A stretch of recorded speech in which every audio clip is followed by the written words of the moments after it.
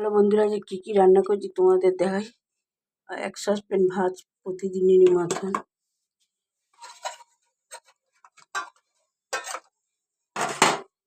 এখানে আছে উচ্ছে ভাজা, করকর করে ভেজেছি।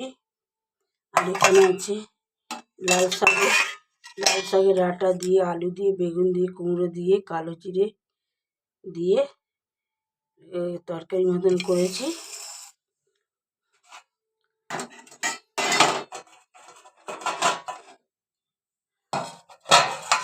এখানে আছে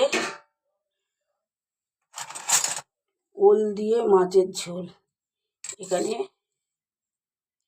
এই যে ওল দিয়ে মাছের ঝোল করেছি। এখানে পেঁয়াজ, রসুন, আদা সব দিয়ে ঝোল করেছি, রুই মাছের ঝোল।